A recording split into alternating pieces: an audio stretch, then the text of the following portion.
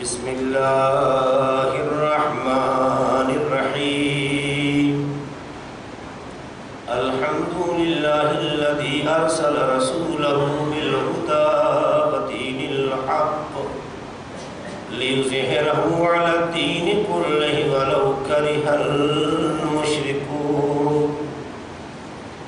الصلاة والسلام علی سیدنا وشفيع ذنوبنا وحبيب قلوبنا وطبيب نفوسنا ومولانا أبي القاسم محمد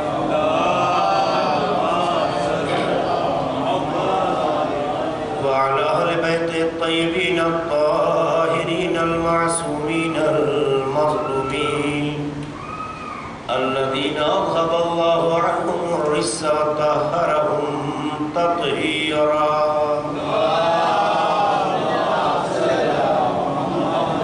ولعنة الله على أعدائهم وغاصبي حقوقهم ومنكري فضائلهم أجمعين من ليلنا هذا إلى قيام يوم الدين أما بعد فقد قال الله سبحانه تبارك وتعالى في كتابه المبين وهو أصدق القائلين والصادقين وقوله الحق بسم الله الرحمن الرحيم هو الذي بعث في الأميين رسولا منهم يتلو عليهم آياته ويزكيهم ويعلمهم الكتاب والحكمة وإن كانوا من قبل لفي ضلال مبين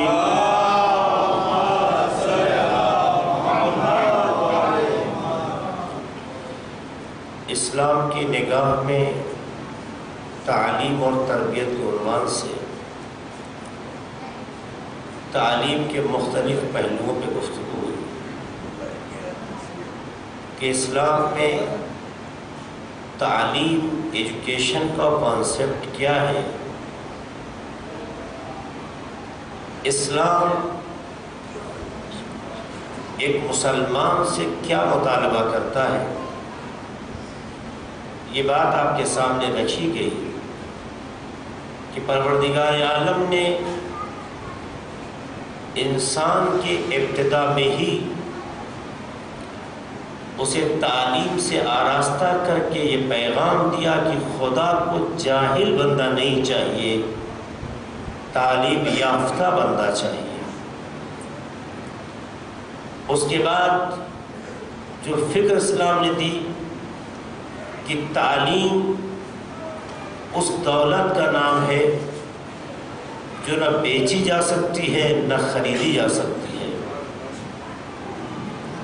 تعلیم اگر انسان کے پاس ہے تو اس سے بڑا امیر کوئی نہیں ہے، کیونکہ دولت علم کے نتیجے میں آئے تو پھر کبھی انسان مغرور نہیں ہوتا، اگر جہل کے نتیجے میں آئے تو غرور پیدا ہو جاتا ہے۔ یہ وہ مراحل تھے جس پہ گفتگو ہوئی اور آپ کے سامنے ہم یہاں تک پہنچے کہ انسان علم کے بغیر زندگی کے کسی بھی شعبے میں کامیابی نہیں پا سکتا۔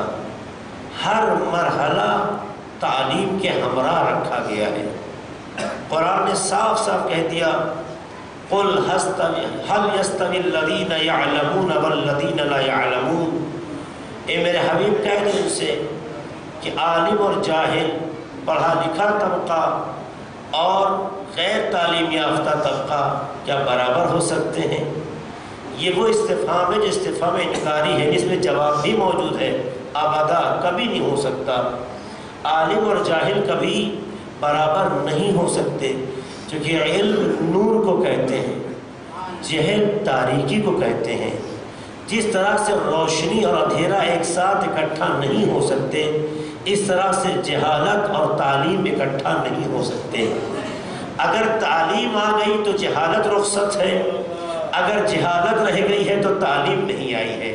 ممکن نہیں ہے کہ اس میں نفاق سے کام لیا جا سکے۔ علم ہے تو علم کا مظاہرہ روشنی ہے، جہل ہے تو جہل کا مظاہرہ تاریکی ہے۔ دونوں چیزیں ایک ساتھ اکٹھا نہیں ہو سکتی۔ اگر انسان پڑھا لکھا ہے تو جاہل نہیں ہے، اگر جاہل ہے تو تعلیم یافتہ نہیں ہے۔ تو جب دو متضاد چیزوں کا نام علم اور جہل ہے تو اللہ اسی کی طرف اشارہ کر رہا ہے کہ کیا عالم اور جاہل برابر ہو سکتے ہیں؟ اللہ ہر انسان کو چاہتا ہے کہ اس میں علم آئے، اس لیے قرآن مجید نے رہنمائی کی، فَاسْأَلُوا أَهْلَ الذِّكْرِ إِن كُنتُمْ لَا تَعْلَمُونَ۔ اگر تمہارے پاس علم نہیں آ سکا، ابھی سیکھنے کے اسباب فراہم نہیں ہو سکے، تو ہم تمہیں جاہل نہیں دیکھنا چاہتے ہیں۔ ہم یہ چاہتے ہیں کہ اگر تم میں روشنی نہیں آئی ہے تو تم اس سے وابستہ ہو جاؤ جس کے پاس روشنی ہے۔ روشنی سے قریب ہوتے چلے جاؤ گے تو تاریکی خود ختم ہو جائے گی۔ اس لیے جو لوگ اہل ذکر ہیں جاؤ ان سے ملو۔ تم اگر نہیں جانتے ہو، ابھی علم نہیں آیا ہے، ابھی تمہارے پاس نور نہیں آیا ہے، روشنی نہیں آئی ہے، تو آؤ اہل علم سے ملو، اہل ذکر سے ملو۔ اہل ذکر ہی اہل علم ہوا کرتے ہیں، چونکہ اہل ذکر انہیں کہا جاتا ہے کہ جن کی زندگی کا کوئی لمحہ خدا کی یاد سے خالی نہ ہو۔ تو جب کوئی لمحہ خدا کی یاد سے خالی نہ ہوگا تو اللہ کی یاد علم میں آتی ہے، جہالت میں نہیں آتی ہے۔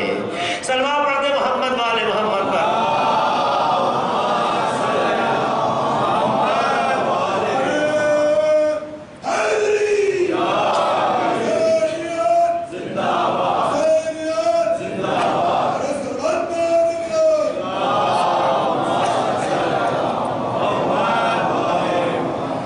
ظاہر ہے کہ اگر تعلیم نہیں ہے تو تعلیم کے لیے اسلام نے حوصلہ افزائی کی، ایک قانون بتایا کہ تعلیم حاصل کرنے کا کوئی خاص زمانہ نہیں ہے۔ اگر اسباب فراہم نہیں ہوئے تو جب بھی عمر میں اسباب اور حالات فراہم ہو جائیں، علم حاصل کرنے میں شرمانا نہیں۔ جہالت میں شرم ہوتی ہے، تعلیم میں شرم نہیں ہوتی۔ شرم عفت کے معنی میں نہیں ہے، عفت والی شرم دوسری چیز ہے، کوئی غلط فہمی میں شکار نہ ہو جائے۔ عفت کی بھی ایک شرم ہے، لیکن یہاں بحث علم حاصل کرنے اور نہ کرنے کی بات ہو رہی ہے۔ ان دونوں کے فرق کو ذہن میں رکھیے گا۔ اسلام تعلیم کے مسئلے میں شرم کو پسند نہیں کرتا۔ شرم آئی نہیں کہ علم کا سلسلہ رک جائے گا، لیکن عفت بغیر شرم کے قابل تصور نہیں ہے۔ اگر ایک لڑکی میں شرم نہ ہو تو اس سے عفت رخصت ہو جاتی ہے، اور عفت سب سے بڑی دولت اللہ نے ایک لڑکی میں رکھی ہے۔ لہٰذا وہ ایک الگ پہلو ہے، وہ ایک الگ میدان ہے، میں وہاں گفتگو نہیں کر رہا ہوں۔ یہاں ہے کہ اگر آپ کے اندر یہ شوق اور جذبہ نہیں ہوگا اور شرمائیں گے تو شرم آپ کی پیش رفت اور ترقی کے لیے مانع اور رکاوٹ بنے گی۔ لہذا اسلام چاہتا ہے کہ تم اپنے اندر خوبیاں پیدا کرو، جو جس بھی عمر میں ہو۔ اگر تم بڑے ہو گئے، بزرگی آ گئی سن کے اعتبار سے، تو سن کی بزرگی ہوتی ہے، علم کی کوئی عمر نہیں ہوتی۔ تم تعلیم حاصل کرو، اس لیے فوراً کہتا اطلبوا العلم من المہد الی اللحد۔ تم جو ہے آغوش مادر سے، جھولے سے، گہوارے سے کہاں تک؟ قبر تک۔ یہ جو ہے دونوں آپ نے صرف دیکھ لیے، اور پھر یہ کہا علم واجب ہے سیکھنا، طلب العلم فریضہ۔ ظاہر ہے کہ جب علم کی اتنی اہمیت ہے، علم کی اتنی عظمت ہے، علم کی اتنی خوبیاں ہیں، اتنے علم میں اتنے کمالات ہیں، تو اللہ یہی چاہتا ہے کہ اس کا بندہ اس کمال میں پیچھے نہ رہ جائے۔ اس لیے کہ اصل کمال یہ ہے کہ ناقص کو اس کے حال پہ چھوڑا نہ جائے۔ اصل کمال یہ ہے کہ جس میں نقص ہے اسے باکمال بنا لیا جائے۔ یاد ہوگا آپ کو کسی موقع میں میں نے یہ اشارہ کیا کسی مجلس میں، خود باکمال بن جانا اسلام کی نگاہ میں کافی نہیں ہے۔ اصل باکمال ہونا یہ ہے کہ جو خوبیاں خود میں پیدا کی ہیں اس کے اثرات دوسروں میں بھی تلاش کیے جائیں۔ یعنی اگر خود اچھے بن گئے ہو تو دوسروں کو اچھے بناؤ۔ چونکہ اسلام مذہب خود غرض نہیں ہے، سیلفش نہیں ہے۔ جہاں خود غرضی آ جائے، جہاں سیلفش ہونے کا تصور پیدا ہو جائے، یہ سمجھ لے گا دنیا کی فکر تو ہو سکتی ہے، اسلام کی فکر نہیں ہے۔ اسلام کی فکر یہ ہے اگر تم عالم ہو گئے ہو تو کسی کو جاہل رہنے نہ دو۔ اسلام کی فکر یہ ہے تم اگر کسی کمال تک پہنچ گئے ہو تو دوسروں کو کمال سے دور نہ رہنے دو۔ یعنی تم جتنی ترقی کرتے جاؤ، اصل ترقی یہ ہے کہ جس میں وہ ابھی خوبی نہیں آئی ہے انہیں بھی اپنے ساتھ لے لو۔ کہیں ایسا نہ ہو کہ تم اپنی خوبیوں پر اتراتے رہو مگر اس کا اثر دنیا میں ظاہر نہ ہو سکے۔ اگر ظاہر کرنا چاہتے ہو تو اگر ایک چراغ کی شکل میں تم جلے ہو، روشن ہوئے ہو، تو تمہارے وجود کا فائدہ جب سمجھ میں آئے گا جب تمہارے جیسے نور اور چراغ سے ہزاروں چراغ روشن ہو جائیں۔ اگر یہ انداز ہو جائے زندگی کا تو سماج میں کوئی جاہل نہیں رہ جائے گا، کوئی نادان نہیں رہ جائے گا۔ اس لیے اسلام نے آ کر دوسرا پہلو تربیت کا رکھا۔ 3 لفظ ہیں، ایک ہے تربیت، ایک ہے اخلاق اور ایک ہے عادت۔ یہ تینوں لفظ بڑے قیمتی ہیں، تربیت، اخلاق، عادت۔ اس کے مختلف پہلو ہیں، ظاہر کے سارے پہلو اس کے آپ کے سامنے رکھے نہیں جا سکتے۔ جلدی جلدی کچھ باتیں آپ کے سامنے رکھنا چاہتا ہوں۔ تربیت کسے کہتے ہیں؟ تربیت کا مطلب شہید مطہری کہتے ہیں انسان کے اندر پوشیدہ صلاحیتوں کو ابھارنا۔ شہید مطہری فرماتے ہیں تربیت یعنی کسی کے اندر جو صلاحیتیں ہیں ان صلاحیتوں کو منزل عمل میں لانا، یہ ہے تربیت۔ تو کہتے ہیں تربیت کوئی خارج شے نہیں ہے۔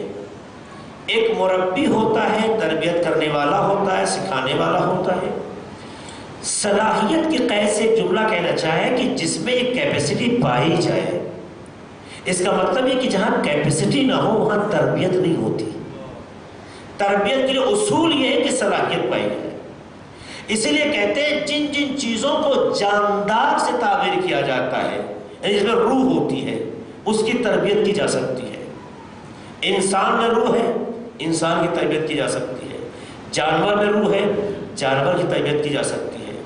جن جن چیزوں میں روح پائی جاتی ہے، پرندوں میں روح ہے، پرندوں کی بھی تربیت کی جا سکتی ہے۔ جہاں روح ہے وہ اس کا تعلق تربیت سے ہے۔ لیکن اگر کوئی دیوار کی تربیت کرنا چاہے، کوئی درخت کی تربیت کرنا چاہے تو کہتے ہیں اس کی تربیت ممکن نہیں ہے۔ کیوں؟ کیونکہ دیوار میں کسی چیز کو ایکسپٹ کرنے کی صلاحیت ہی نہیں ہے۔ درختوں میں کسی چیز کو قبول کرنے کی مادیت اور صلاحیت نہیں ہے۔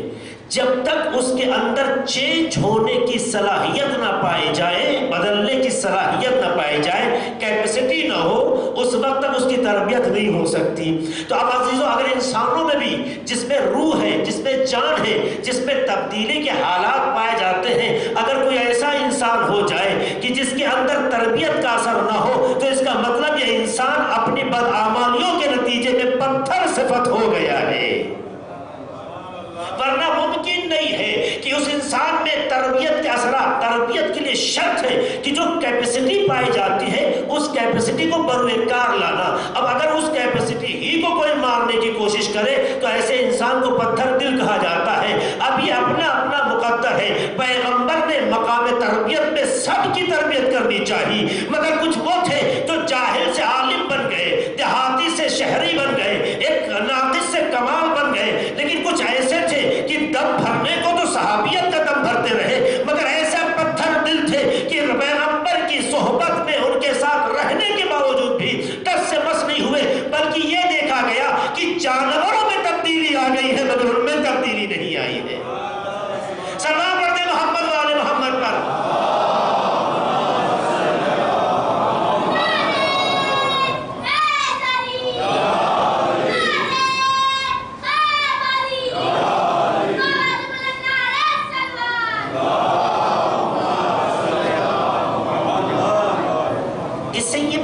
چلتی ہے کہ پیغمبر کے پاس رہنے، پیغمبر میں کمی نہیں ہے، تربیت میں شرط یہ ہے کہ جس کی تربیت کی جا رہی ہے، متربی جو تربیت کو قبول کر رہا ہے، اس میں صلاحیت پائی جائے۔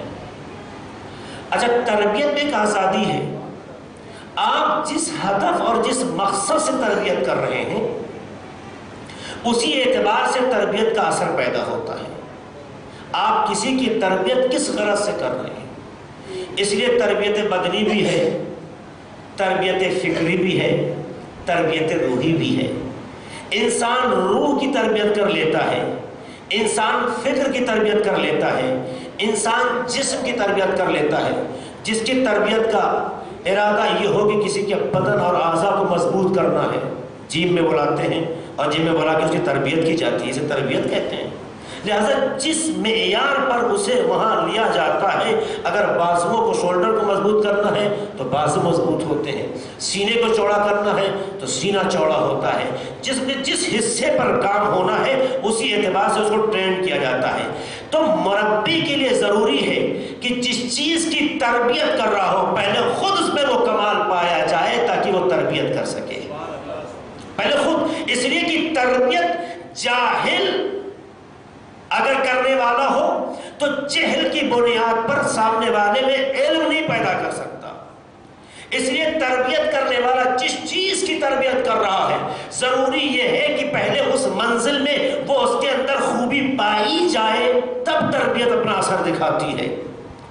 کیا وجہ ہے ہم اپنے بچوں کی تربیت کرنا چاہتے پر نہیں ہوتی؟ اکثر ماں باپ اپنے بچوں کی شکایتیں کرتے ہیں، اس کی وجہ یہ ہے کہ ہم ماں باپ تو بن گئے ہیں پروردگار کے ارادے سے، لیکن جب ہمارے اندر تربیت کی خود صلاحیت نہیں ہے تو جو خود اچھا نہ بن سکا وہ دوسروں کو اچھا بنانے کا خواب کیسے دیکھے؟ ضروری یہ ہے کہ پہلے خود میں وہ کمال پیدا کرو تاکہ جب کمال آ جائے تو تربیت اپنا اثر دکھانے لگے۔ تو پہلے خود میں خوبی ہونی چاہیے۔ مثلا اگر ہماری کوشش ہو کہ کوئی گالی نہ بکے، کوئی ماں باپ نہیں چاہتے کہ ان کا بچہ گالی بکے، لیکن ابا جان گالی بکنے میں ماہر ہیں تو یہ توقع بھیجا یا نہیں؟ ماں چاہتی میرا بچہ غیبت نہ کرے اور غیبت میں اس کی کوئی مثال نہ ہو تو یہ بھیجا توقع یا نہیں؟ ماں باپ چاہتے میرا بچہ کسی کا حق نہ مارے، اگر ماں باپ نے کسی کا حق مار رکھا ہو تو کیا توقع رکھیں گے آپ؟ عزیزوں، اس لیے ضروری یہ ہے کہ جو تربیت کر رہا ہے، جس کی تربیت کر رہا ہے، پہلے جس بات کی تربیت کر رہا ہے اس چیز میں کہیں سے ضعیف اور کمزور نہ ہو، کہیں سے۔ حتیٰ اتنی احتیاط اسلام نے رکھی ہے کہ جب پیغمبر کے پاس ایک شخص اپنے بچے کو لے کر آتا ہے، یا رسول اللہ میرا بچہ میٹھا بہت کھاتا ہے، اسے میٹھا کھانے سے روک دیجئے، تو پیغمبر کہتے ہیں لے جاؤ، آج نہیں کل آ کے بات کرنا۔ حالانکہ اسلام میں میٹھا کھانا بنا نہیں ہے، میٹھا کھانا ایک مباح کام ہے۔ مباح کسے کہتے ہیں پتہ ہے آپ کو؟ ایک واجب ہے، یہ لفظ آ گیا تو وضاحت کر دوں، ایک لفظ واجب ہے، ایک لفظ حرام ہے، ایک لفظ مستحب ہے، ایک مکروہ ہے، ایک مباح ہے۔ اسی کو احکام خمسہ کہتے ہیں۔ شریعت انہی 5 لفظوں کے اوپر چلتی ہے۔ واجب جس کا انجام دینا ضروری، حرام جس کا چھوڑ دینا ضروری، مستحب جس کے انجام دینے میں ثواب، مکروہ جسے چھوڑ دینے میں ثواب۔ مباح کسے کہتے ہیں؟ مباح اس عمل کو کہتے ہیں جس کے کرنے اور نہ کرنے سے نہ گناہ ہو نہ ثواب ہو، جس کے انجام دینے یا نہ دینے سے کوئی فرق نہیں پڑتا، اسے مباح کہتے ہیں۔ جیسے فرض کیجئے ہمیں پیاس نہیں لگی ہے اور آپ ہمیں پانی دیتے، پیاس لگی ہوتی تو پانی پینا مستحب تھا، اگر پیاس ایسی ہوتی کہ اگر نہیں پانی ملتا تو جان ہلاکت میں چلی جاتی تو یہ کیا ہوتا؟ واجب ہو جاتا۔ اگر یہی پانی غصبی ہوتا تو پینا حرام ہوتا، یہی پانی پینا حرام ہوتا۔ عزیزوں، ہمیں پیاس بھی نہیں لگی ہے، اخلاقاً ہمارے کلچر میں جو ایک تہذیب پائی جاتی ہے کہ جب کوئی مہمان آتا ہے تو اسے سامنے پانی پیش کیا جاتا ہے، حالانکہ پیاسا نہیں ہے۔ پیاسا نہیں ہے، اسے پانی اگر پلایا جائے تو نہ یہ پانی پینے کا ثواب ہے اور نہ پینے سے کوئی گناہ ہے. تو عزیزوں سے کہتے ہیں مباح. اس طرح اسلام میں میٹھا کھانا بھی مباح ہے، نہ مستحب ہے. مستحب کی کنڈیشن ہے کہ کھانا کھانے کے بعد میٹھا کھانا چونکہ ہاضمے کے لیے فائدہ مند ہوتا ہے، وہ دوسری کنڈیشن ہے. نارمل حالت میں، جنرل حالت میں میٹھا کھانا مباح ہے، یعنی نہ کھانے پہ ثواب ہے اور نہ کھانے سے کوئی گناہ. پیغمبر کے پاس ایک شخص آتا ہے، پیغمبر جو کہ آئیڈیل ہے، قرآن مجید کہتا ہے انک لعلی خلق عظیم، کردار اور اخلاق عظیم پر فائز ہے. اس پیغمبر کے پاس جب ایک باپ اپنا بیٹا لے کر آتا ہے، کہتے کل لے کر آنا، دوسری لے کر آیا. پیغمبر نے اسے بہت پیارے لہجے سے سمجھایا کہ بیٹا میٹھا ترک کر دو. بات کہہ دی. صحابی اس زمانے کا تھا، سیکھ رہا تھا، سوال کر لیا، یا رسول اللہ یہ بات تو کل بھی کہہ سکتے تھے، کل آپ نے کیوں نہیں کہا؟ سنیے گا عزیزوں، کل کیوں نہیں کہا؟ کہا کل اس لیے نہیں کہا کہ تمہارے آنے سے پہلے میں خود میٹھا کھا چکا تھا. میں خود میٹھا کھا چکا تھا، چونکہ پیغمبر کی سنت میں میٹھا کھانا، میں میٹھا کھا چکا تھا. میں جب خود میٹھا کھا چکا ہوں تو کسی کو میٹھا کھانے سے روک کیسے سکتا ہوں؟ ایک امر مباح میں بھی پیغمبر نے یہ احتیاط برتی کہ تربیت کا اثر جبھی ہوتا ہے کہ جو بات کہی جا رہی ہے پہلے خود اس پر ہم عامل ہوں. اگر ہم خود ہی عمل نہ کر رہے ہو تو صرف کہنے سے کوئی بچہ اچھا نہیں بنتا ہے. ماں باپ گالیاں بکے اور سوچے کہ بیٹا تہذیب یافتہ ہو، ماں باپ گھر میں لڑائی کریں اور امید کریں کہ میرا بچہ بہت اچھا ہو، ماں باپ رشتوں سے فائٹ کرتے رہے اور یہ توقع ہے میرا بچہ سب سے اچھا سلوک پیش کرے. عزیزوں، جب ماحول میں تربیت مفقود ہوتی ہے تو بچہ بھی ویسے بن جاتا ہے جیسا ماحول ملتا ہے. سلام پڑھ کے محمد والے محمد.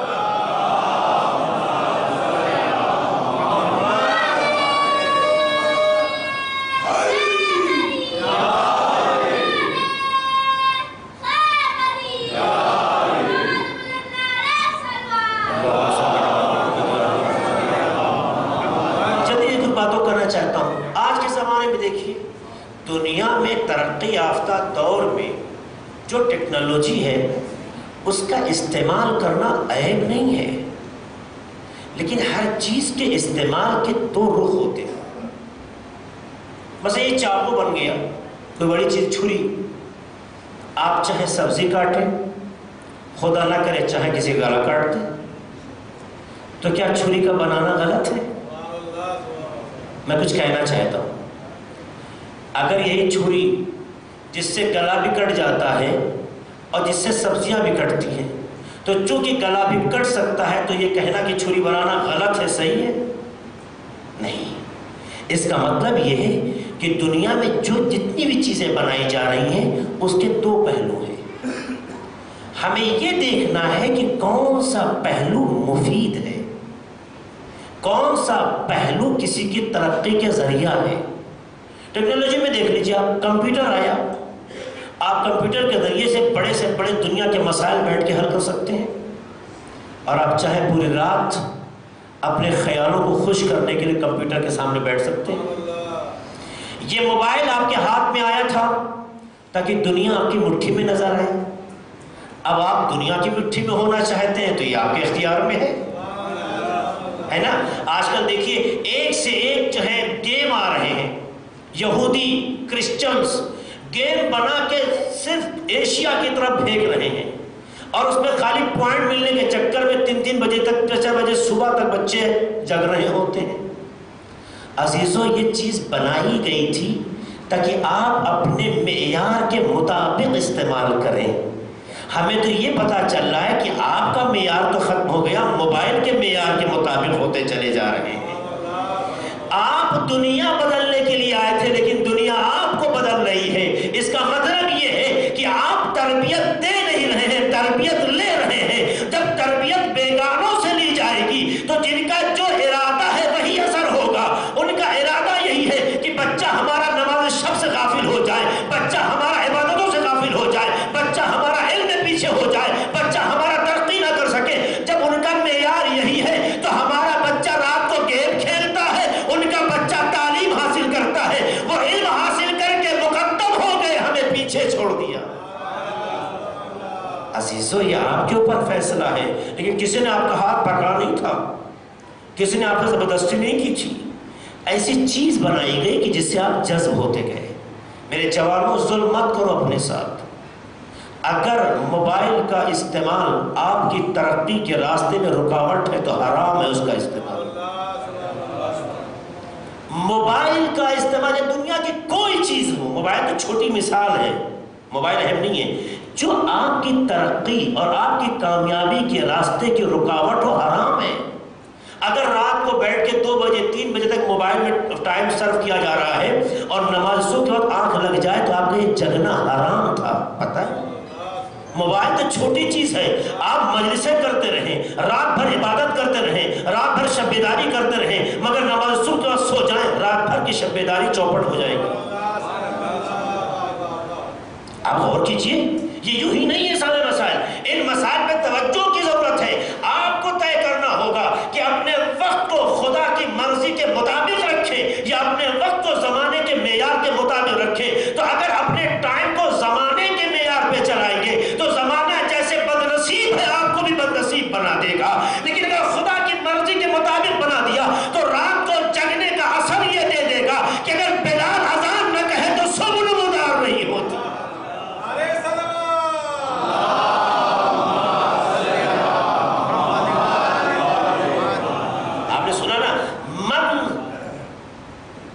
طلب العلا سحر اللیالی، ترقی چاہیے، کمال چاہیے، کہتے جو ترقی اور کمال چاہتا ہے، من طلب العلا، جو کامیابی ترقی چاہتا ہے، سحر اللیالی، رات کو جگے۔ رات کو جگنے مطلب نہیں کہ موبائل سے گیم کھیلے، مراد رات کو جگنے کا یہ ہے کہ خود کو خدا سے قریب کرے، خود کو خدا سے قریب کرے۔ ہر وہ راستہ جو آپ کو آپ کے خدا سے نزدیک کر دیتا ہے، جتنا بھی وقت صرف کرتے جائیں گے وہی کمال ہے، وہی ترقی ہے۔ آپ کو طے کرنا ہوگا۔ آپ ذہن رکھ کر جوان ہو کر جب اپنے فیوچر کے بارے میں سوچنے کی صلاحیت نہیں رکھتے تو وہ جانور اچھے ہیں جنہیں اپنے سونے اور جگنے کا ٹائم پتہ ہے۔ وہ جانور اچھے ہیں جنہیں اپنے سونے اور جگنے کا ٹائم پتہ ہے۔ ہم اشرف المخلوقات ہو کے بھی یہ نہ طے کر سکے ہمارے سونے کے لیے وقت مناسب کون ہے، ہمارے اٹھنے کے لیے وقت مناسب کون ہے، اور اگر جگتے ہیں تو ہمیں کرنا کیا چاہیے۔ اشرف المخلوقات کوئی ٹائٹل نہیں ہے، ایک حقیقت کا نام ہے۔ لہذا اگر ہماری ایکٹیویٹیز ایسی ہے جو ہمارے اشرف ہونے کا پتہ دے تو اس کا مطلب وہ عبادت ہے، لیکن جو ہماری شرافت کو کمزور بنا دے یہ اشرف المخلوقات کی پہچان نہیں ہے، یہ بل ہم اسد کا تاج ہے۔ سلام پڑھ دے محمد والے محمد۔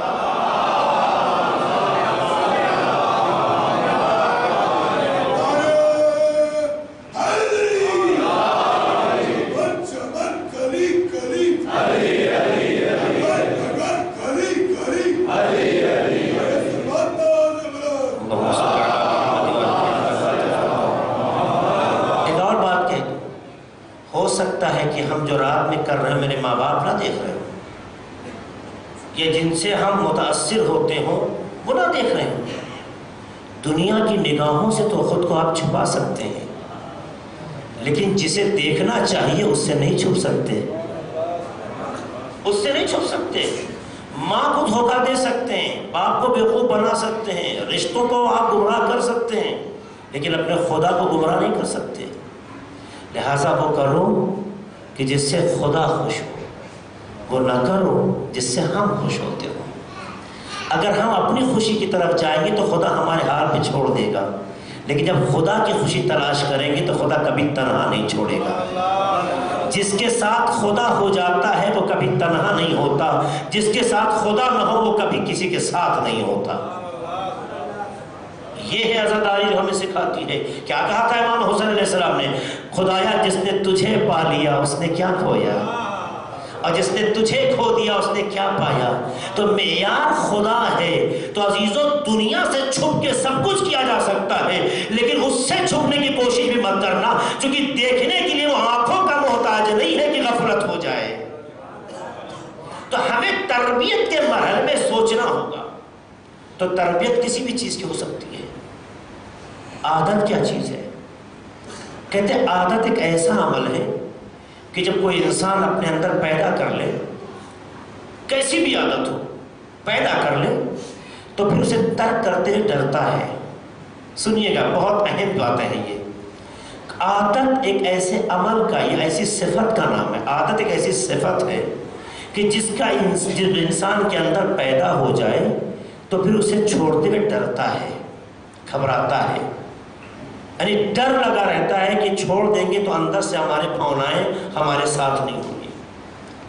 عادت کیسی بھی ہو سکتی ہے، اچھی بھی ہو سکتی ہے، بری بھی ہو سکتی ہے۔ عادت کا کوئی خاص معیار نہیں ہے۔ عادتیں پیدا ہوتی ہیں اس ماحول سے جس میں انسان رہتا ہے، اس ماحول سے جس میں رہتا ہے۔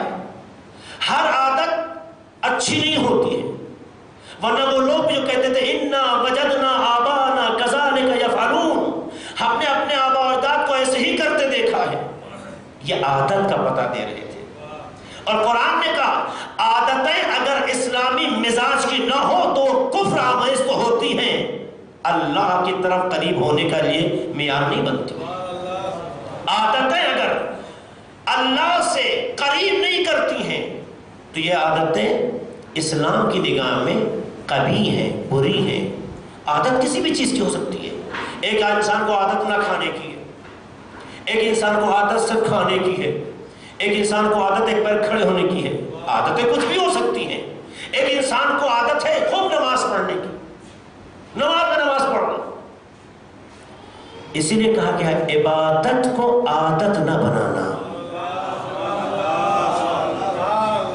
عبادت کو اگر عادت بنا لیا تو شوق عبادت ختم ہو جائے گا، چونکہ عادتیں آداب و رسومات کی تابع ہوتی ہیں، عبادت آداب و رسومات کی تابع نہیں ہوتی ہیں۔ اس لیے حدیث پیغمبر کی حضرت محمد مصطفیٰ صلی اللہ علیہ وسلم فرماتے ہیں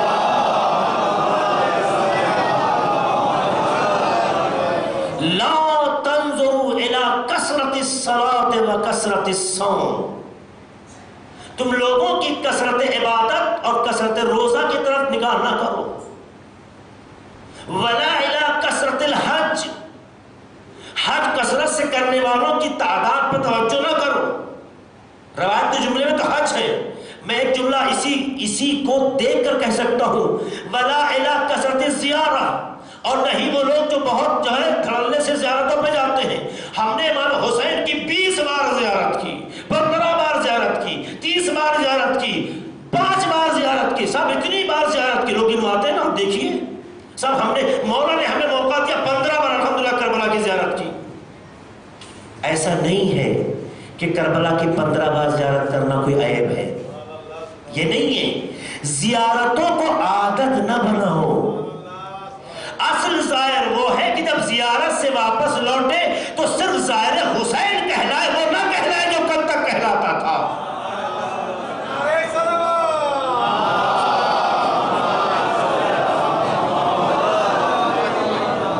اصل نماز روح نماز یہ ہے کہ جب کوئی نماز پڑھے تو مصلی پر آنے سے پہلے جو گناہ اور غلطیاں کرتا رہا ہو، مصلی سے جب واپس جائے تو پھر وہی غلطیاں نہ کر رہا ہو۔ اگر اس نے وہی غلطیاں کی تو یہ نماز نہیں تھی، عادت تھی جو نماز پڑھنے آ گیا ہے۔ عادتیں نہیں بدلا کرتی ہیں، عبادتیں بدلا کرتی ہیں۔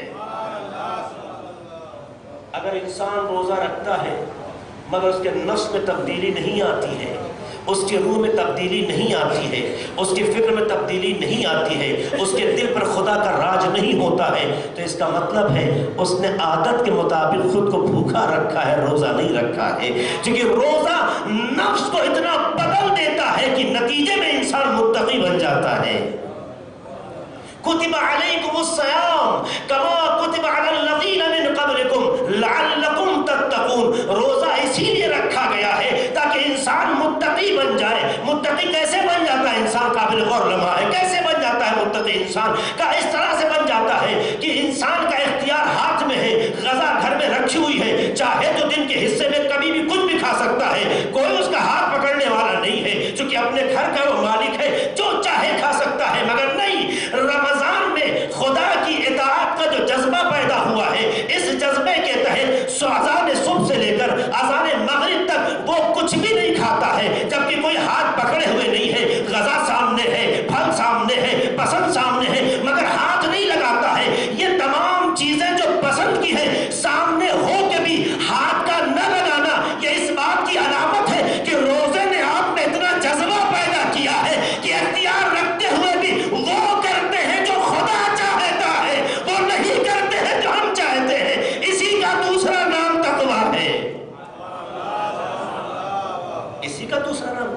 کبھی غور کیا آپ نے؟ آپ کے سامنے چیزیں رکھی ہوئی ہیں، کھا سکتے ہیں، کوئی روک نہیں سکتا آپ کو، کوئی آپ پہ دباؤ نہیں بنا سکتا. بہت لوگ کوئی کہتا ہے کیا فرق پڑتا ہے، مگر آپ سامنے ہوتے ہوئے بھی نہیں کھاتے ہیں، نہیں ہاتھ لگاتے ہیں، جبکہ قدرت کھانے کی ہے. یہ اس بات کی علامت ہے جہاں قدرت ہوتے ہوئے بھی اپنی قدرت پہ اس کی قدرت کا پہرا لگ جائے، اسے روزہ کہتے ہیں، اسے تقویٰ کہتے ہیں. تو عزیزوں، کثرت روزے کا نام عبادت نہیں ہے. بہت سی مائیں ہماری ہوتی ہیں ضعیفہ ہو گئی ہیں، بدن میں طاقت نہیں ہے، مگر صاحب روزہ ضرور رکھیں گے. اسلام کہتا ہے کہ جب تمہارے اندر اتنی طاقت نہیں ہے کہ روزہ رکھ سکو، اسلام کہتا ہے جب تمہارے اندر اتنی طاقت نہیں ہے کہ روزہ رکھ سکو، اس کی ہر انسان خود سمجھتا ہے. ماں بھی ہماری سمجھتی ہے نہیں رکھ سکیں گے، ہمارا باپ بھی یہ سمجھتا ہے نہیں رکھ سکے گا، مگر صاحب دل نہیں مانتا. تو دل کا مزاج ماننے نہ ماننے میں عادتوں میں چلتا ہے، عبادتوں میں نہیں چلتا. ایسا انسان جس پر روزہ واجب نہیں ہے اگر پھر بھی روزہ رکھتا ہے اور مصیبت میں گرفتار ہو جاتا ہے تو گنہگار بھی ہے، روزہ بھی باطل ہے. یہ اسلام نے مزاج رکھ کے بتایا عبادتوں کو عادت نہ بناؤ، معیار خدا دیکھو. اگر اس نے منع کیا ہے تو ماننا نہ ماننا اس چیز میں چلتا ہے جس کا تعلق عادتوں سے ہو، جو عبادتوں سے ہوتا ہے اس میں یہ دیکھنا کہ خدا کیا چاہتا ہے. جب خدا معیار بن جائے تو عبادت کہلائے گا. محسوس کر رہے ہیں آپ؟ یہ ہے عادت کی بحث. لہذا کثرت صوم اس پہ متاثر نہ ہو. کئی حج کر کے چلا صاحب 20 عمرے کر لیے ہیں لیکن کردار میں عمری ہے، تو کیا فائدہ اس عمرے کا؟ 20 عمرے کر کے بھی اگر کیریکٹر میں عمری رہ گیا تو کیا فائدہ اس عمرے کا؟ اتنے حج کرنے کے بعد اگر کردار میں کوئی تبدیلی نہیں آئی، چونکہ حج کا اثر یہ ہے کہ جب انسان حج کرتا ہے تو ایسے ہی گناہوں سے پاک ہو جاتا ہے جیسے ماں کے شکم سے پیدا ہوا ہو.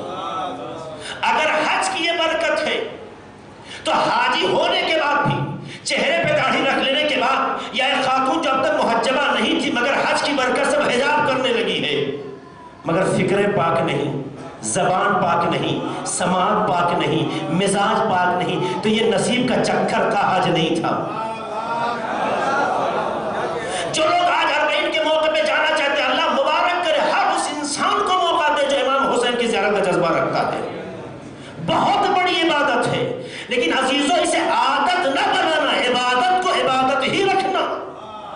جو امام حسین علیہ السلام کی زیارت کرتا ہے اربعین یا کسی بھی موقع پر، بالخصوص اربعین کے موقع پر، روایت کہتی ہے کہ دنیا میں کوئی اسے ملے نہ ملے لیکن امام حسین اس سے ملنے کے لیے آتے ہیں. اتنا بڑا شرف ملنے کے بعد اگر کوئی واپسی میں ظاہر امام حسین کا کردار سے پتہ نہ دے تو یہ زیارت کا فائدہ ہی کیا ہے؟ امام حسین اس کے پاس آتے ہیں جو زیارتوں کی لاج رکھے، زیارت کو بدنام نہ کرے.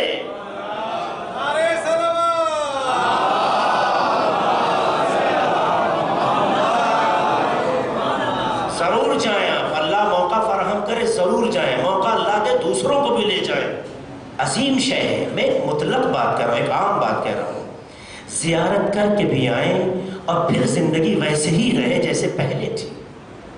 ظاہر امام حسین کا مزاج تو کچھ اور ہونا چاہیے، تو پھر فائدہ کیا ہے؟ تو عزیزو، روایت کیا کہتی ہے؟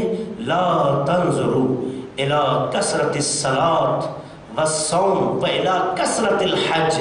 تم نماز، روزے اور حج کی عددوں سے انہیں نہ پہچانو، بل انظروا، دیکھیے بہت اہم جملہ، بل انظروا، بلکہ تم دیکھو الى صدق الحدیث وَأَدَاءِ الْأَمَانَةِ، بلکہ اس انسان کو دیکھو کہ زبان کا سچا ہے یا نہیں، امانت دار ہے یا نہیں. اگر امانت دار ہے، زبان کا سچا ہے تو عبادت بھی قبول ہے، نماز بھی قبول ہے، روزہ بھی قبول ہے، حج بھی قبول ہے. لیکن نماز بھی پڑھے جھوٹا ہو، روزہ بھی رکھے جھوٹا ہو، حج بھی کرے جھوٹا ہو، تو مکار عبادت نہیں کرتا ہے. عبادت وہی کرتا ہے جو اللہ کا فرما بردار ہوتا ہے. سلام علیہ محمد وعلی محمد.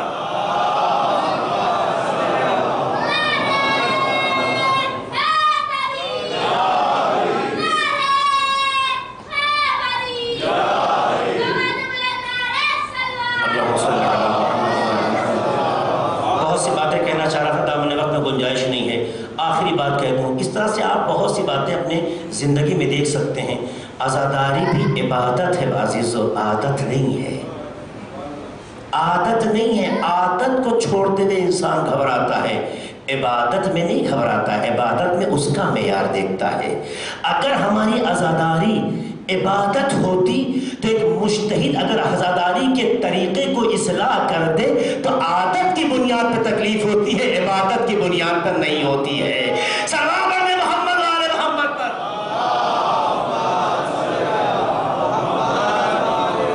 سب آج تک تو ہوتا آیا، آج تک تو ہم کرتے رہے، آج تک تو کسی نے کچھ نہیں کہا، یہ کیسے کہنے لگے آج تک کسی نے کچھ نہیں کہا؟ یہ فکر عادتوں میں تو آتی ہے، عبادتوں میں نہیں آتی ہے۔ عبادت کا معیار یہ ہے کہ جو نائب امام ہے جو تشخیص دے اس کے مطابق چلنا عبادت ہے، لیکن اپنی پسند کے معیار پہ ٹھہرے رہنا یہ عادت ہے، عبادت نہیں ہے۔ اپنی عزاداری کو عادت کی اسیری سے باہر کر کے عبادت کی آزاد زندگی دو تو واقعی عزاداری ہے۔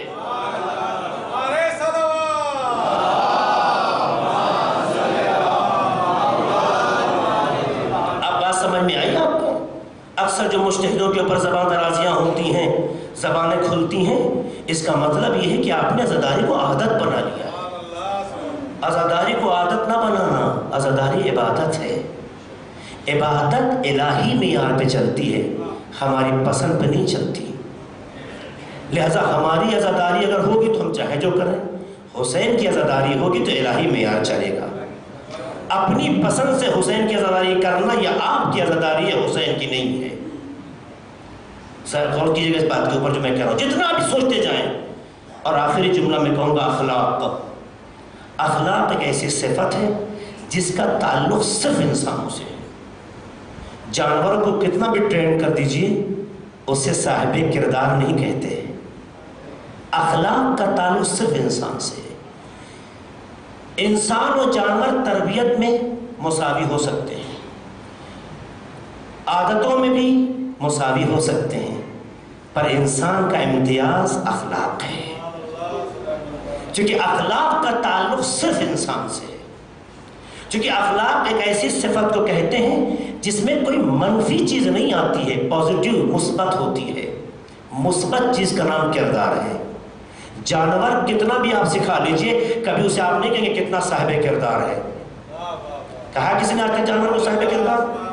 جانور صاحب کردار نہیں ہوتا، انسان صاحب کردار ہوتا ہے۔ اس لیے پیغمبر کے لیے قرآن نے کہا اِنَّكَ لَعَلَىٰ خُلُقٍ عَظِيمٍ۔ جب بات کردار کی آئی تو کہا پیغمبر تمہارے لیے آئیڈیل ہے۔ تو عزیزو اخلاق صفات حمیدہ کو کہتے ہیں، ایسی صفتیں جو انسان کے اندر پائی گئی صلاحیتوں کو معراج عطا کرے۔ تربیت پائی گئی صلاحیتوں پہ نکھار لانا یا زندہ کرنا ہے، لیکن اخلاق انسان کے اندر ایسی صفتوں کو ڈالنا ہے جس سے اس کا خاکی وجود اتنا الہی بن جائے کہ جہاں جبرائیل کے بھی پر جلنے لگے اور انسان آگے نکل جائے۔ یہ منزل ہوتی ہے اخلاق کی۔ تو عزیزو ضرورت اس بات کی کہ ہم توجہ دیں، ہم تربیت کے مرحلے میں کہاں ہیں، اسلام کے مرحلے میں کہاں ہیں، اخلاق کے مرحلے میں کہاں ہیں؟ آیا ہم اپنی زندگی میں عبادتوں کو عادت کی بنیاد پہ دیکھ رہے ہیں یا عبادت کی بنیاد پہ دیکھ رہے ہیں؟ اگر ہم اپنی عادت کی بنیاد پہ دیکھیں گے تو اس کا مطلب یہ ہے کہ ابھی روح عزاداری یا روح عبادت نہیں پیدا ہوئی ہے۔ لیکن اگر اللہ کی رضا، اللہ کی خوشنودی کے معیار پہ دیکھیں گے تو دنیا کیا سوچتی ہے معیار نہیں ہوگا، وہ کیا چاہتا ہے معیار بن جائے گا۔ جب یہ جذبہ پیدا ہو جائے گا تو آٹومیٹک انسان ہر حالات سے مقابلہ کر لے گا۔ کیوں؟ کیونکہ جب خدا ساتھ ہو جائے تو پھر اسے کسی چیز کی ضرورت نہیں ہوتی۔ خدا ساتھ ہو جائے تو پھر کسی چیز کی ضرورت نہیں ہوتی۔ اہل حرم کے لیے یہ سب سے بڑی بات تو یہی تھی۔ ابن زیاد نے جناب زینب سے کہا کہ خدا نے تمہارے ساتھ یہ سلوک کیا، یہ سلوک کیا، یہ سلوک کیا، ذلیل کیا، رسوا کیا، معاذ اللہ اس طرح کی تعبیر ہے۔ تو جناب زینب نے کیا کہا پتہ ہے؟ ما رأیت الا جمیلا، ہم نے اپنے پروردگار سے سوائے اچھائی کی کچھ اور نہیں دیکھا ہے۔ کتنا عزم قوی ہے، کتنا پروردگار پر ایمان پختہ ہے کہ ایک آسان جملہ نہیں ہے. ما رأیت الا جمیلا. آئیے دیکھیے اپنی لائف میں دیکھیے, اگر کبھی باپ بیٹے سے یا بیٹا باپ سے جدا ہو جائے اور یہ ایک دوسرے سے بہت جڑے ہوں تو بار بار انسان یہ کہتا ہے اللہ نے میرے ساتھ انصاف نہیں کیا ہے, اللہ نے میرے ساتھ ایسا نہیں کیا. کتنی بے توفیقی کی باتیں سننے میں آتی ہیں, اس طرح کی مختلف تعبیریں آتی ہیں. مگر ذرا کربلا والوں میں دیکھو, جوان علی اکبر شہید ہو گیا, 13 سال کا قاسم زندگی میں پامال ہو گیا, 6 ماہ علی اصغر شہید کر دیا گیا. مگر کربلا والوں میں کبھی ایسا کوئی جملہ نہیں ہے کہ جس سے معیار عبد اور معبود کمزور پڑ رہا ہو. اور جب تانے کی شکل میں ابن زیاد جناب زینب کے کلیجے کو ہلاتا ہے تو اس وقت بھی اپنے ایمان کی پختگی کی دلیل دیتی ہے, ما رأیت منہ الا جمیلا, یا ما رأیت الا جمیلا. میرا پروردگار جمیل ہے, جمیل سے کبھی خلاف ہے, حسن کام نہیں ہو سکتا. تم کہتے ہو میرے بھیا کو شہید کیا ہے, تو میرے بھیا کو مار کے سمجھتے ہو بہت کامیاب ہو گئے ہو. شہادت تو ہماری لیے سعادت ہے. تو عزادارو, یہ عزم جب پیدا ہوتا ہے جب زندگی میں پروردگار معیار بنتا ہے. اس لیے کربلا کو اس نقطہ نظر سے بھی دیکھیں. کتنے سخت ترین حالات ہیں اہل بیت کے, کتنے سخت ترین حالات اہل بیت کے. عزادارو, آج 10 سفر ہے. 10 سفر کو بعض کیا اکثر تحقیقی نظریے کے مطابق جناب سکینہ کی شہادت کی تاریخ مانی جاتی ہے. کون بچی جناب سکینہ, کون بچی؟ جناب سکینہ کربلا کی وہ مظلومہ اور عمر اور سن کے اعتبار سے چھوٹی بچی ہے کہ جن کے جذبات کربلا میں ایک مرتبہ نہیں متعدد مرتبہ مجروح ہوئے ہیں. کہاں نہیں تڑپایا گیا. ایک پانی کے قطرے سے لے کر جناب سکینہ کو بہت تکلیف پہنچائی گئی. وہ بچی جو بابا سے اتنا مانوس رہی ہو کہ بابا کے بغیر سو نہ پاتی ہو, وہ بچی جو روز عاشور چچا کے رخصت ہوتے ہوئے حالات کو دیکھ رہی ہو, وہ بچی جب بھیا علی اصغر کو امام حسین لے کر خیمے کی طرف آئے ہیں تو آگے بڑھ کے کہتی ہے بابا میرے بھیا کو پانی پلانا ہے. امام حسین خاموش ہے, پھر کہتی ہے بابا میرے بھیا کو پانی پلانا ہے. بعض تعبیروں میں جو نقل کیا جاتا ہے آخر میں کہتی بابا سکینہ آپ سے گلا نہیں کرے گی, بابا میرے بھیا اصغر کو پانی پلانا ہے. بس حضرت امام حسین جب کچھ نہیں بولے تو ایک بتا خود بڑھ کے آبا کا دامن ہٹاتی ہے. جب بھیا کو دیکھا کہ اب دنیا میں نہ رہے, آواز دیتی ہے اما رباب, ارے میرا اصغر اب دنیا میں نہیں رہا. یہ بچی ہے, آپ محسوس کر سکتے ہیں یہ بچی کتنے درد سہ رہی ہے. سن کے اعتبار سے دیکھیں آپ, اتنا یہ درد سہتی ہے جس کی کوئی انتہا نہیں. عزادارو, میں ایک لمحہ آپ کے سامنے رکھنا چاہتا ہوں. زندان شام میں بھی یہ بچی بہت تڑپی ہے بابا کے لیے. رات رات کو اٹھتی تھی, رونے لگتی تھی, مقاتل میں موجود ہے. اور جب بھی جناب سکینہ روئی ہے یزید نے فوراً بابا کا سر بھیج دیا ہے. سوچو عزادارو, جو بچی جب بابا کا سر ملتا رہا ہوگا کیا حال ہوا ہوگا. یہ جب بھی تڑپ کے روتی تھی, اتنا یہ بچی روتی تھی کہ بابا کا سر بھیجا جاتا. جناب سکینہ بابا کے چہرے پہ چہرہ رکھ کے روتی تھی, فریاد کرتی تھی, چپ ہو جاتی تھی. اکثر وقت ہوتا تھا جب شام کے وقت پرندوں کو اڑتے دیکھتی تھی تو پوچھتی تھی پھوپھی اماں یہ پرندے ہر روز شام میں کہاں جاتے ہیں؟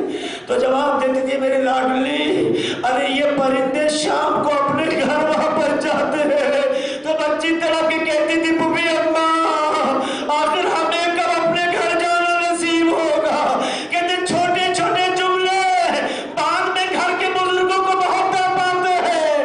ارے عزادارو, جب یہ بچی زندان شام میں شہید ہو گئی, دنیا سے گزر گئی, وہ لمحہ آیا کہ زندان شام سے جانے کی آزادی ملی تو جناب زینب بار بار کہتی تھی اے میری سکینہ, ارے تمہاری خواہش تھی. روز پھوپھی سے کہتی تھی ارے اپنے گھر کب جانا نصیب ہوگا. اے میری لاڈلی, ارے تمہاری پھوپھی جا رہی ہے. یہی وجہ ہے ارباب مقاتل لکھتے ہیں کہ جب اہل حرم زندان شام سے آزاد ہو کے کربلا اور مدینے کے لیے چلے ہیں تو بیبیاں پلٹ پلٹ کے زندان شام کی طرف دیکھ رہی تھی، بیبیاں پلٹ پلٹ کے زندان شام کی طرف دیکھ رہی تھی۔ کیوں عزادار؟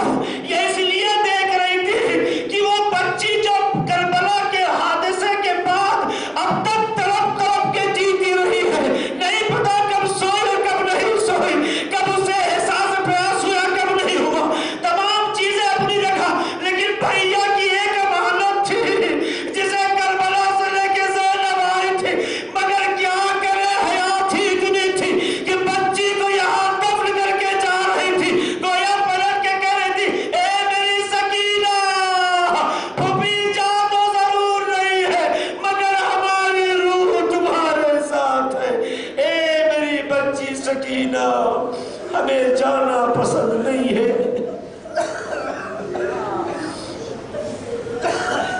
اِنَّا لِلَّهِ وَإِنَّا إِلَيْهِ رَاجِعُونَ سَيَعْلَمُ الَّذِينَ ظَلَمُوا أَيَّ مُنقَلِبٍ يَنقَلِبُونَ۔ خدایا ہمارے گناہوں کو بخش دے، خدایا ہم سب کو دین کے راستے پہ چلنے کی توفیق عطا فرما، خدا ہمارے تمام بزرگوں کا سایہ ہمارے سروں پہ قائم رکھ، خدا جو دنیا سے گزر گئے اور رحمت و مغفرت میں جگہ عطا فرما، خدا جو بھی بیمار ہیں، جن بھی بیماریوں دو چار ہیں، ہم لوگوں کو، ان تمام لوگوں کو ان آنسوؤں کے صدقے میں، اس فرش عزا کے صدقے میں شفاء کامل و عاجل عطا فرما۔ خدایا جو حاجتیں جس طرح کی حاجتیں لے کر یہاں تک آئے ہیں، خدایا اگر ان کے حق میں مصلحت پذیر ہے تو شرف قبولیت عطا فرما۔ خدایا تیرے حسین کے عزادار دنیا میں جہاں بھی جان مال عزت آبرو کی حفاظت فرما۔ خدایا تیرے حسین کی زیارت کے لیے جو عزادار نکل چکے ہیں یا نکلنے والے ہیں، خدایا انہیں صحت و سلامتی عطا فرما، خیریت و سلامتی کے ساتھ تیرے حسین کی زیارت کر کے پیغمبر حسین بن کر اپنے اپنے وطن واپس آئیں۔ خدایا تجھے واسطہ ہے محمد علیہ محمد کا، تمام زائرین امام حسین جو کربلا پہنچ رہے ہیں ان کی جان مال عزت آبرو کی حفاظت فرما۔ خدایا تجھے واسطہ ہے محمد علیہ محمد کا، ہمارے تمام علماء کرام بالخصوص مراج اعظام کی حفاظت فرما۔ خدایا ہمارے وطن عزیز میں امن و امان، ہمارے وطن عزیز ہندوستان میں امن و امان قائم کر۔ خدایا برجم جمہوریہ اسلامی ایران کو سربلندی عطا فرما، امام زمانہ کے ظہور میں تعجیل فرما، ہم سب کو ان کے اعوان و انصار میں شمار فرما۔ ایک بار سورہ حمد اور 3 بار سورہ توحید کی طرف فرما کر تمام مومنین و مومنات بالخصوص جو اس مجلس کے اہتمام کا حصہ رہے ہیں ان کو پڑھ کے بخش دے۔